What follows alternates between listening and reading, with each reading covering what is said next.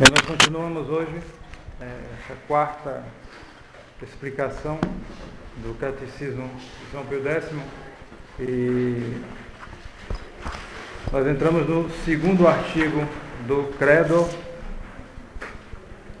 a partir do número 68,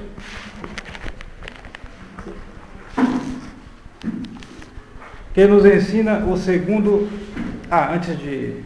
Antes de entrar nesse segundo artigo, queria fazer uma citação relativa à aula anterior, porque nós falamos dos anjos e dos homens e alguns perguntaram a respeito do pecado dos anjos, né? Porque Deus não perdoou os anjos. Eu dei algumas explicações e ocorreu-me ler alguma coisa das cartas de Dom Columba Marmion, que foi um dos maiores mestres da vida espiritual do século XX, e ele dizia o seguinte: deveis convencer-vos de que a vossa vida passada de pecado não é de modo algum obstáculo a uma união muito íntima com Deus. Deus perdoa, e o seu perdão é divino. Deus não usou de misericórdia para com os anjos, porque estes não têm misérias. Conosco, que estamos cheios de miséria, Deus é infinitamente misericordioso. Misericórdia Domini plena est terra. A terra está cheia da misericórdia de Deus. Uma citação do Salmo 32. Quer dizer, então, essa é a explicação mais simples e mais profundamente verdadeira, né? Os anjos não tiveram perdão porque eles não tinham misérias. Eles pecaram, mas pecaram sem misérias. Justamente por causa daquela explicação que nós vimos a última vez da natureza dos anjos, né? O anjo olha para o ser humano e fica dando risada, porque ele é muito superior. Né? Ele vê todas as dificuldades, né, que foram até um pouco explanadas aí na pregação, né? As misérias, a concupiscência, tudo isso. O anjo não tem isso. E por isso a decisão do anjo foi definitiva. Enquanto nós não, a gente pode levantar, cair por causa das misérias. Bom, mas entrando agora no segundo artigo do Credo, que nos ensina o segundo artigo do Credo: e em Jesus Cristo, um só seu Filho, nosso Senhor. O segundo artigo do Credo ensina-nos que o Filho de Deus, que é a segunda pessoa da Santíssima Trindade, que Ele é Deus eterno, todo-poderoso, Criador e Senhor como Pai, que se fez homem para nos salvar, e que o Filho de Deus feito homem se chama Jesus Cristo. Por que se chama Filho a segunda pessoa? A segunda pessoa chama-se Filho porque é gerado pelo Pai por via de inteligência, desde toda a eternidade. E por este motivo se chama também Verbo eterno do Pai. Pergunta de número 70. Sendo também nós filhos de Deus, por que Jesus Cristo se chama Filho único de Deus Pai? Por quê? Resposta: porque só Ele é por natureza seu Filho, e nós somos seus filhos por criação e por adoção. Então, este segundo artigo, justamente, a primeira coisa que ele nos ensina é a divindade de nosso Senhor Jesus Cristo, que é a pedra angular da verdadeira religião. Ela realmente nos distingue claramente, por exemplo, do judaísmo. Que é uma religião que foi preparatória para a vinda de Jesus Cristo, mas que, por causa da infidelidade dos judeus, que não aceitaram nosso Senhor Jesus Cristo como Deus, justamente ela deixou de ser uma religião verdadeira. E o Deus que eles cultuam é um Deus único, mas não é um Deus trino, e portanto não é o Deus verdadeiro. Simplesmente. Não é lícito, é pecaminoso esse reducionismo que se faz através do ecumenismo, onde se agrupa, são agrupadas as três religiões chamadas do Deus único, que é o cristianismo, de modo geral também, o judaísmo e o maometismo. Isso é falso. O Deus dos maometanos não é o Deus verdadeiro. O Deus dos judeus também não é o Deus verdadeiro. Por quê? Porque eles não aceitam Jesus Cristo. E Jesus Cristo é Deus verdadeiro. Houve uma heresia nos primeiros... Logo depois das perseguições à igreja, capitaneada por um certo Ario, chamada arianismo. Ela negava a divindade de Jesus Cristo. E dizem que Ario era judeu. Não sei se é verdade, mas de qualquer maneira, é bem possível que os judaizantes, ou seja, aqueles que queriam justamente desorientar, perder os cristãos justamente por uma espécie de volta ao judaísmo, pelo menos eles tinham um grande interesse no arianismo, já que o arianismo justamente era o básico justamente dessa diferença entre judeus e cristãos, é que eles não aceitam Jesus Cristo como Deus. Não aceitam. Então, essa é a pedra angular da religião católica. A divindade de nosso Senhor Jesus Cristo, afirmada claramente nos evangelhos, sobretudo no Evangelho de São João. E por isso, o esforço dos racionalistas, etc., em negar a historicidade do Evangelho de São João. Eu já contei a vocês pelo menos alguns devem saber, né? Aquele episódio das escavações arqueológicas na piscina de Betsaida, já que o Evangelho de São João narra um milagre feito por nosso Senhor Jesus Cristo na piscina de Betsaida, e fala que a piscina de Betsaida tinha 5 pórticos. Então os arqueólogos cavando, aquela coisa bem paciente, dia por dia, passam anos às vezes naquilo ali. Aí cavaram, acharam um pedaço, outro, era um quadrado. Então só tem 4 pórticos. Está errado o Evangelho.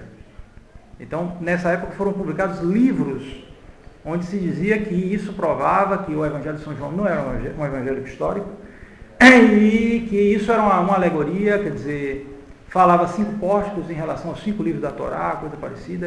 Escreveram-se livros a esse respeito. Aí os arqueólogos, enquanto isso, estavam trabalhando, cavando. Aí cavaram, daqui a pouco, o que é isso aqui no meio? Havia um pórtico no meio do quadrado, eram 5 pórticos. Então, o Evangelho de São João estava certíssimo. E histórico. Histórico. E justamente esse Evangelho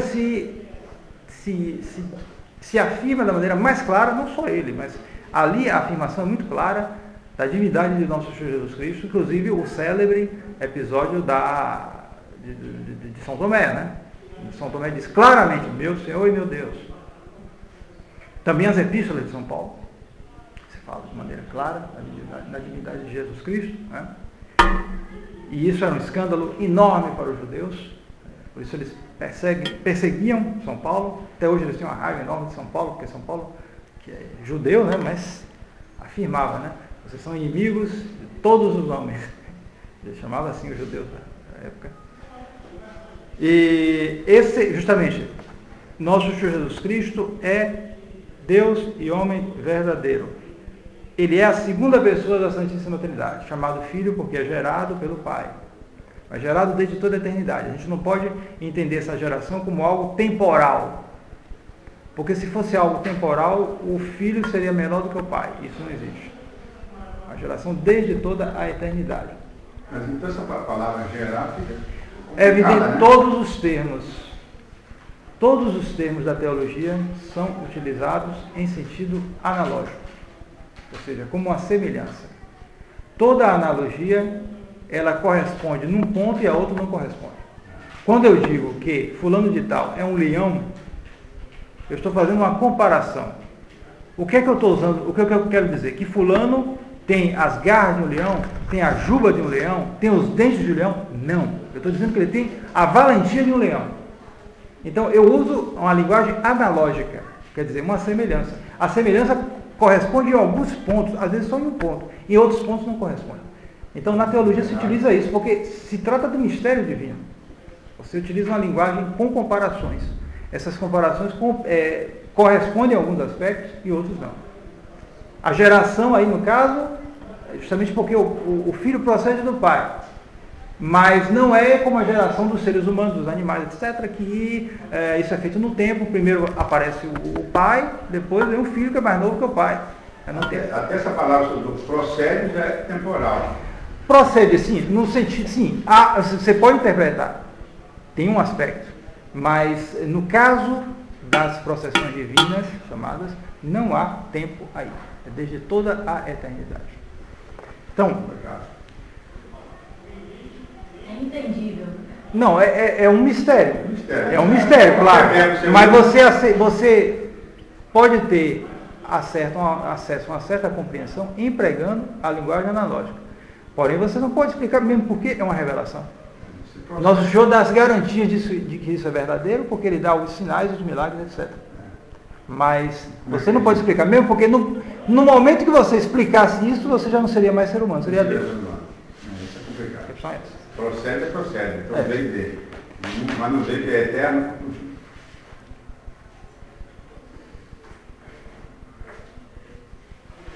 Outro aspecto tocado aqui na questão 70, muito importante, é a diferença entre a filiação de Jesus Cristo e a nossa filiação.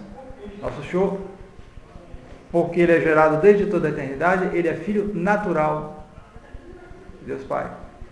É a segunda pessoa. Filho natural. Nós somos filhos adotivos pela graça. Quer dizer, Jesus Cristo é natureza divina, é de natureza divina. Tem essa natureza divina. Nós não temos natureza divina, claro. Mas nós participamos de algo dessa natureza e pela graça santificante, e é esta graça que nos faz filhos adotivos de Deus. Então, nós só podemos ser filhos de Deus através de Jesus Cristo. É o único mediador. Se não for em Jesus Cristo, nós não somos filhos de Deus de jeito nenhum. Nós participamos por meio de Jesus Cristo. É verdade que uma certa filiação, de certo modo, muito imperfeita pela criação. Mas a filiação, propriamente dita, adotiva, é a filiação por causa da redenção de nosso Senhor. E com relação a Maria Santíssima? O quê? Nossa Senhora. Sim, também. Mesma coisa. Ela é filha de Deus por adoção. Tá? Só que ela tem algo mais, e muito mais, que ela é também mãe de Deus. Bem, por que Jesus Cristo se chama Nosso Senhor? Chama-se Jesus Cristo Nosso Senhor não só porque, enquanto Deus, juntamente com o Pai e o Espírito Santo, nos criou, como também porque, enquanto Deus e homem, nos remiu com o seu sangue. Porque o Filho de Deus, feito homem, se chama Jesus. O Filho de Deus se chama Jesus, que quer dizer Salvador, Yoshua, na língua hebraica, porque nos salvou da morte eterna que merecíamos por nossos pecados. Quem deu o nome de Jesus ao Filho de Deus feito homem? Foi o mesmo Pai eterno que deu o nome de Jesus ao Filho de Deus, feito homem, por meio do arcanjo São Gabriel, quando este anunciou à Virgem Santíssima o mistério da encarnação. Porque o Filho de Deus, feito homem, se chama Cristo, se chama também Cristo. Né? Porque antigamente se ungiam os reis, os sacerdotes e os profetas. E Jesus é Rei dos Reis, sumo sacerdote e sumo profeta. E Cristo, vem de Christos, do grego, que quer dizer ungido.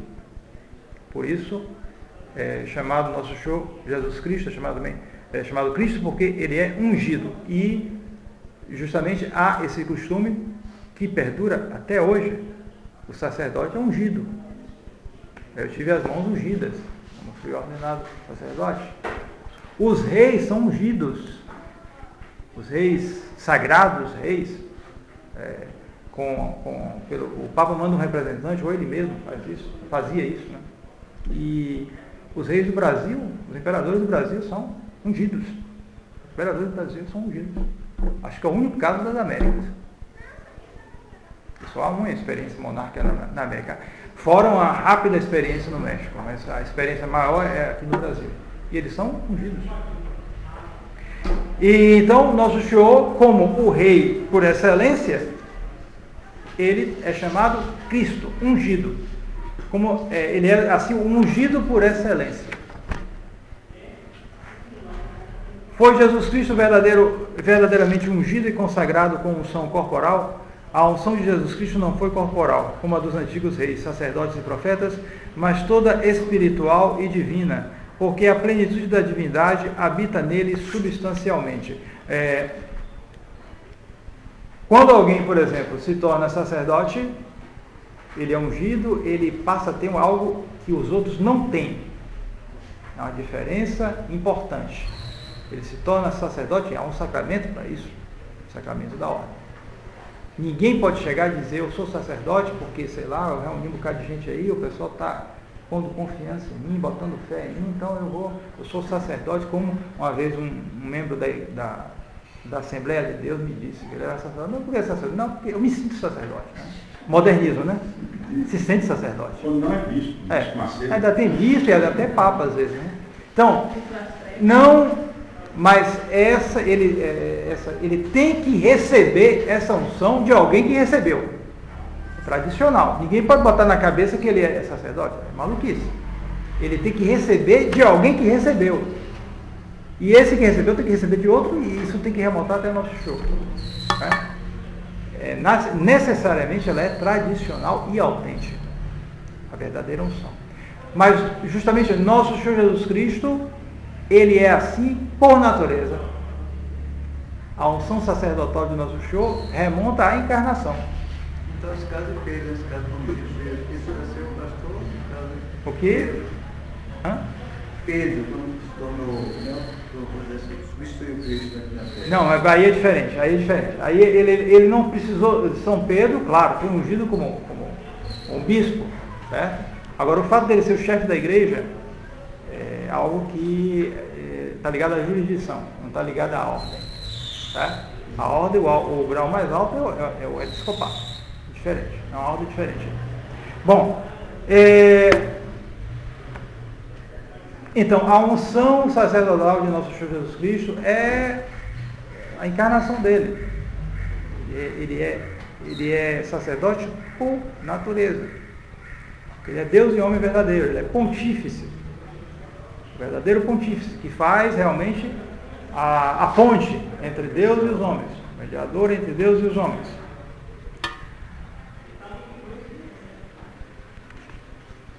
Pergunta de número 76.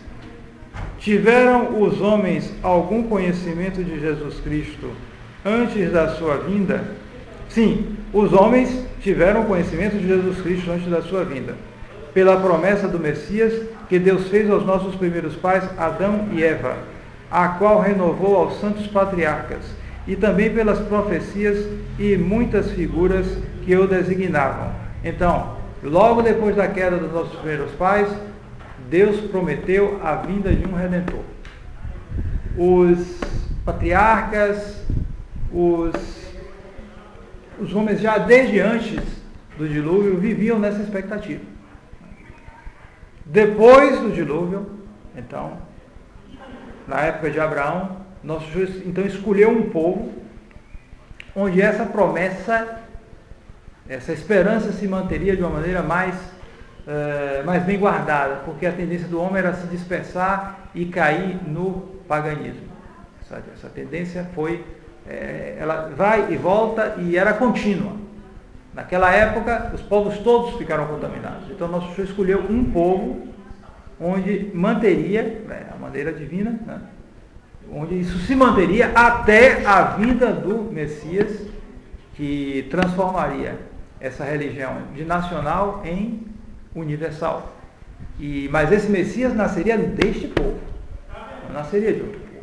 Era o povo de Deus, o povo escolhido, o povo judeu. Teve motivo para ele escolher esse povo?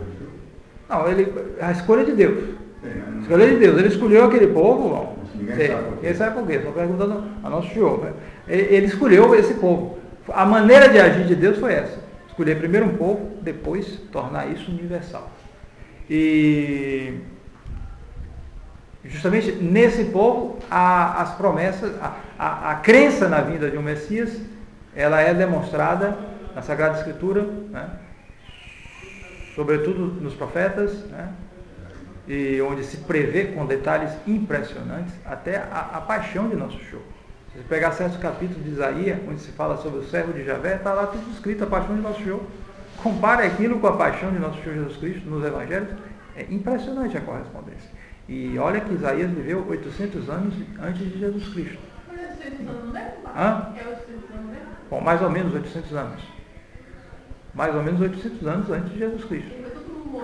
Então, Isaías pôde assim profetizar com detalhes impressionantes a paixão de Nosso Senhor. Mas não só entre os judeus, mas havia alguns restos de revelação, mesmo entre povos pagãos. Ficou alguma coisa, embora muito misturado com coisas, alterado, mas alguma coisa, alguns indícios havia mesmo entre povos pagãos. Mas é claro que isso se mantinha realmente de maneira mais preservada no povo judeu. Tem uma dúvida aqui. No caso, quando Jesus nasceu, né, o povo ficou sabendo do nascimento de Jesus Cristo. Quase todo mundo. Agora, depois que ele chega aos 30 anos, que ele começa a fazer a divulgação do trabalho, vocês esqueceram que ele tinha nascido?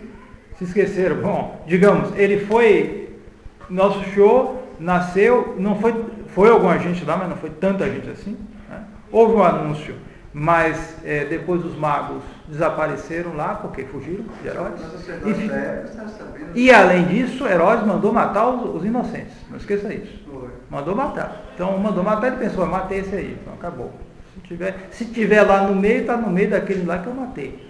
Ele matou todos os meninos da povoação e das redondezas. Então ele estava certo que ele matou todo mundo. Então muita gente deve ter sabido, Herodes mandou matar, sei lá, ficou aquilo ali, aquilo morreu. Bom, então, que prediziam as profecias acerca do Redentor? As profecias prediziam acerca do Redentor 2 pontos. A tribo e a família da qual devia nascer, o lugar e o tempo do nascimento, os seus milagres e as mais minuciosas circunstâncias da sua paixão e morte, a sua ressurreição e ascensão ao céu, o seu reino espiritual, universal e perpétuo, que é a Santa Igreja Católica. Quais são as principais figuras do Redentor no Antigo Testamento?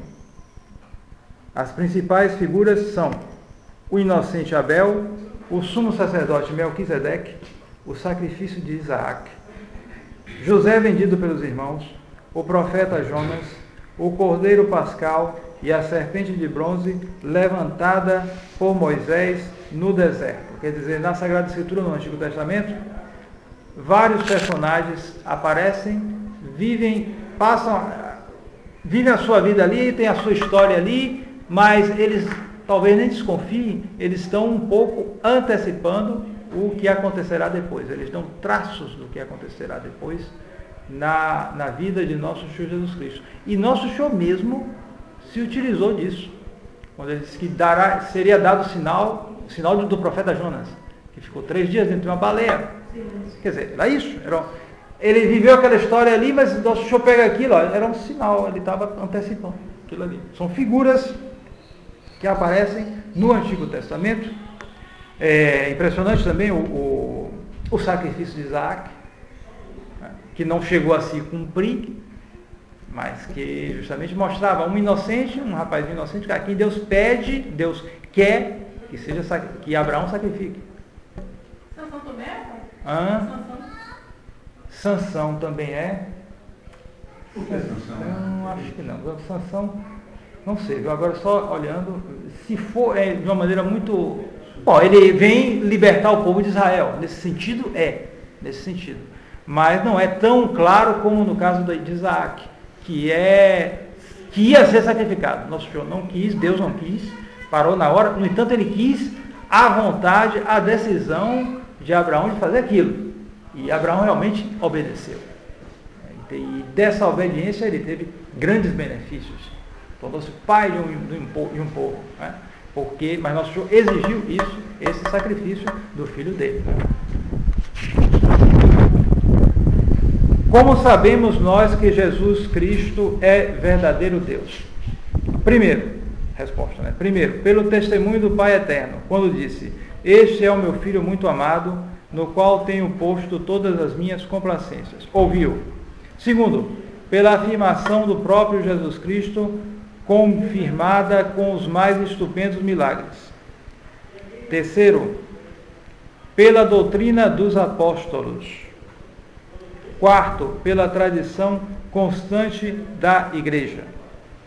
Questão 81. Quais são os principais milagres operados por Jesus Cristo? Os principais milagres operados por Jesus Cristo são, além da sua ressurreição, a saúde restituída aos enfermos, a vista aos cegos, a audição aos surdos e a vida aos mortos. Justamente se insiste muito nesse ponto, você termina aqui esse segundo artigo, insistindo nesse aspecto. Quer dizer, nosso Senhor afirmou que Ele era Deus e Ele provou isso com milagres. É um mistério essa divindade de Jesus Cristo. Quer dizer, a humanidade, quer dizer, a natureza divina e a natureza humana unidas na unidade de uma pessoa. Então, não existe natureza humana em Jesus Cristo, mas não existe pessoa humana em Jesus Cristo. Sabiam disso? Não. Como é que é?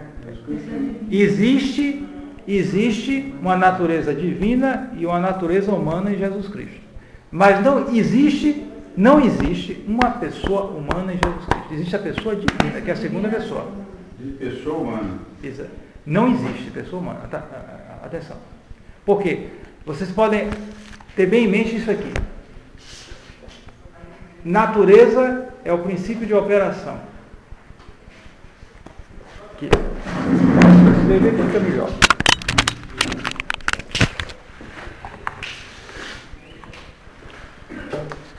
Natureza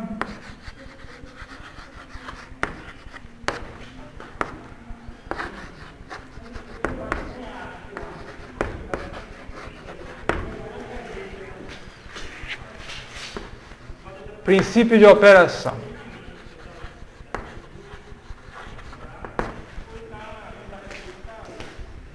Pessoa,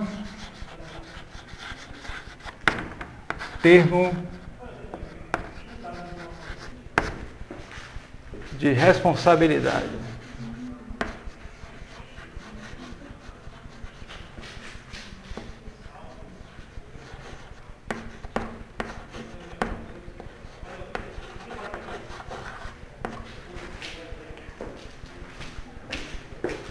Natureza é o princípio de operação. Em nosso show há operações divinas e operações humanas. Então, nosso show, gerado pelo Pai desde toda a eternidade. Operação divina. Nosso show operou milagres. Nosso show ressuscitou dos mortos. Nosso show obedeceu à vontade do Pai, que queria que ele se sacrificasse pela nossa salvação. Mas nosso Senhor também comeu, bebeu, teve sono. Nosso Senhor dormiu na barca, e até um sono pesado, porque deu a tempestade, todo mundo lá desesperado, ele dormindo. Quer dizer, então, essas operações são operações humanas. São operações humanas. Então, em nosso show há operações humanas e operações divinas. Porém, não se pode dizer que nosso show comeu, bebeu, teve sono. Isso aí se atribui à pessoa humana. Nosso show ressuscitou dos mortos, etc, etc. Isso aí se atribui à pessoa divina. Isso aí é uma heresia chamada nestorianismo.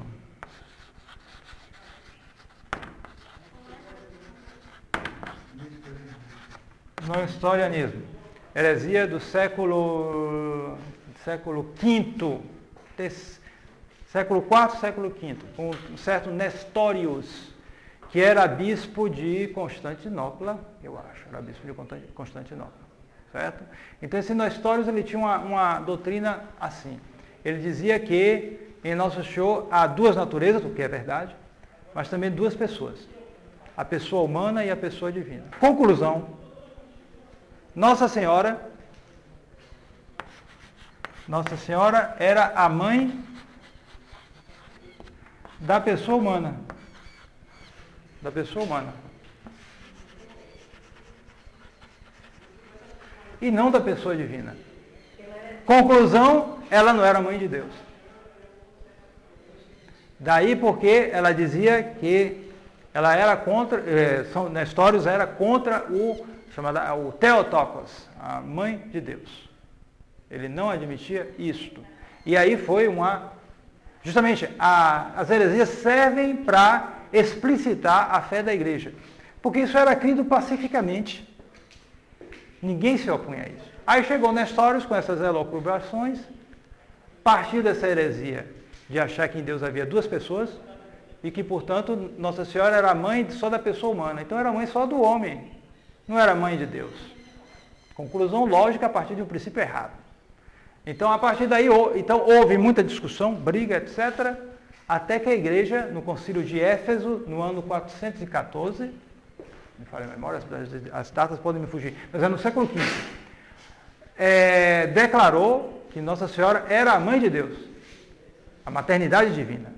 E se conta que em Éfeso, onde se fez o concílio, onde se reuniu o concílio, houve grandes manifestações de alegria, etc., procissões, tudo, porque justamente suscitou isso, foi definido. Já existia fé, mas não era claro ainda, não era... Quando houve heresia, ele não, a gente vai agora decidir. Aí decidiu. Então, em Nosso Senhor Jesus Cristo, a natureza humana e a natureza divina estão unidos na unidade da pessoa, e essa pessoa é divina, não é humana. É a segunda pessoa da Santíssima Trindade. Mas aqui, Sim. só uma observação.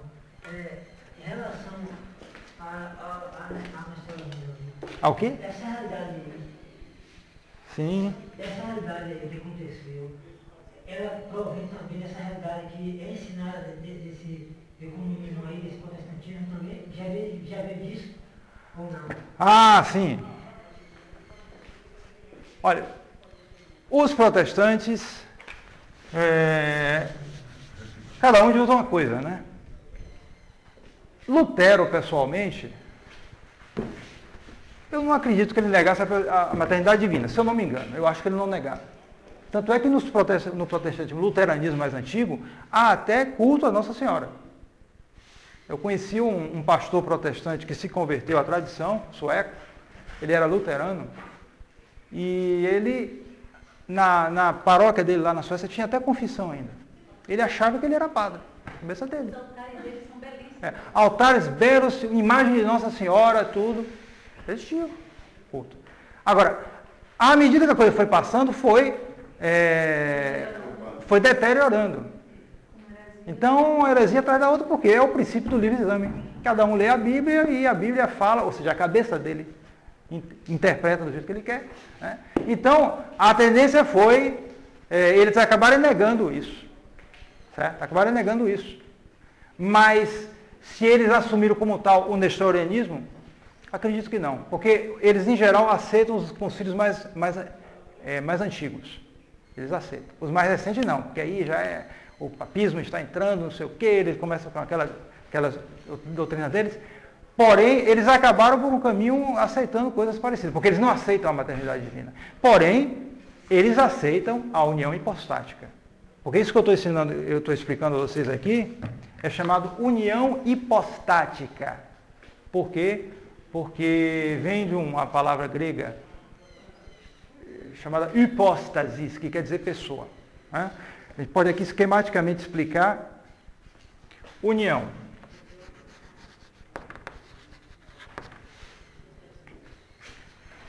Ela pode ser acidental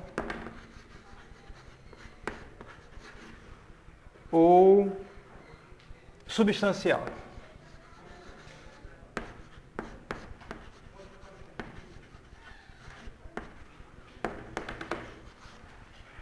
E a substancial, por sua vez, pode ser uma subdivisão pessoal,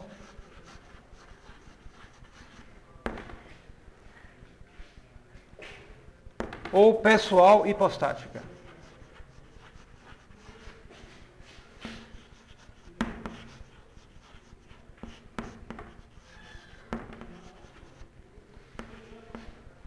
Que é justamente o único caso, justamente a encarnação. Né? Então você tem, por exemplo, a união acidental. Uma sociedade. Uma sociedade não é uma substância. A sociedade é uma união moral de pessoas sob uma autoridade, com um objetivo. Então, as pessoas mantêm a sua personalidade. Toda sociedade que tende a suprimir a personalidade das pessoas está desviada, como é o caso do comunismo. A sociedade não é um ser só, não é uma substância. É uma união moral. Mas, se é o caso, por exemplo, alma e corpo, é uma união substancial. Porque alma e corpo dão uma substância. Pode ser uma substância animal, ou pode ser, no caso nosso, uma substância humana. Corpo e alma são substancialmente unidos. Não é, a alma não é uma espécie de motor que ativa o corpo, como se o corpo fosse uma máquina, então entra aquilo que vai mexendo e vai... Não, nada disso. Alma e corpo formam uma só substância. E essa no caso do ser humano, é uma substância pessoal, enquanto que no caso do animal, não. No caso do ser humano, ele tem inteligência e vontade livres. Essa autonomia é que dá o aspecto pessoal. Porque pessoa, do latim, vem de persona. Persona era a máscara que usavam no teatro grego quando alguém tinha um papel. Não sei se já viram alguma coisa de teatro antigo, eles usavam muitas máscaras. E na máscara tinha uma saída da boca. Justamente para facilitar, personare a voz, porque não havia meios eletrônicos, né? Então tinha que falar forte para sair. Saía a voz forte. Então havia aquela máscara com aquela saída para facilitar. Então, aquele que tinha um papel, exercia um papel, ele era uma persona, uma pessoa. Então, o ser humano é uma pessoa, justamente. Alma e corpo se unem de uma maneira pessoal, substancial e pessoal. Porém, não é uma união pessoal e hipostática. Porque no caso do ser humano, trata-se de alma e corpo. Mas no caso da união hipostática se trata de natureza humana e natureza divina. São duas naturezas que se unem na pessoa do Verbo. Bom.